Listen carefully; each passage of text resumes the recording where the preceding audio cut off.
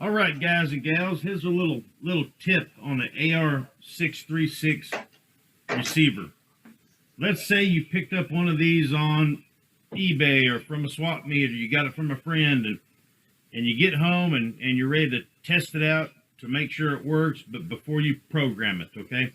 So what I've got is a battery to power it. Your electronic speed control does that, but we're using a battery in this place.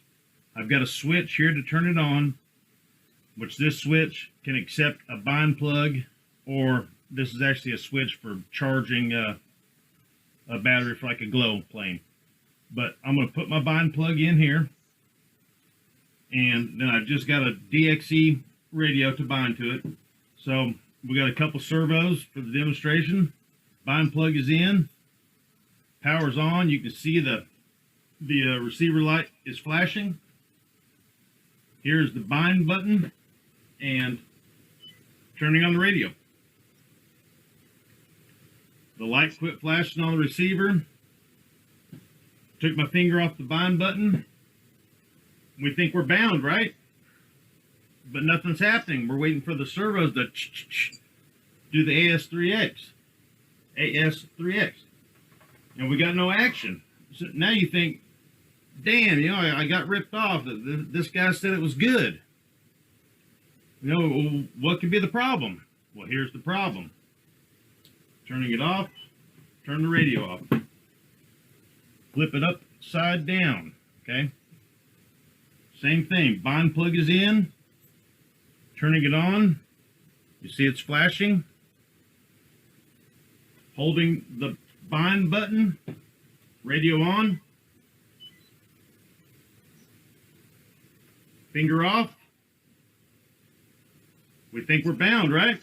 Oh, look at the servos moving. What's going on here?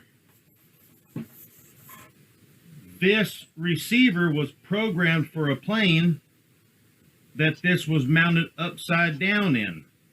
It won't bind right side up because it was programmed to have it mounted upside down. So if you're ever in this situation and you're having trouble, flip the receiver upside down.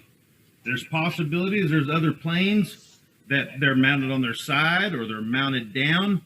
I only personally have experience with upside down and the right side up configuration.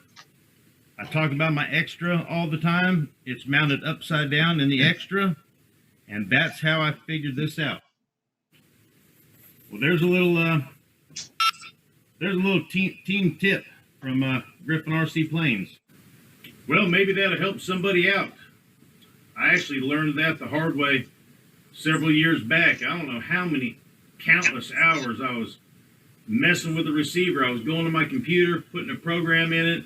Then I was going over to my coffee table where I had the transmitter and stuff, and I was setting it up like this, and the dang thing wouldn't work. And then it was back to the computer, and then somewhere along the line, I got it kind of crooked, and it would bind. You know, now I'm starting to think the antenna's bad, or my radio's bad, and then I'm thinking I'm too close, and it was just on and on and on, and finally I figured out exactly what it was.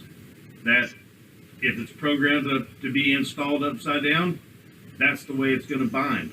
And I was recently talking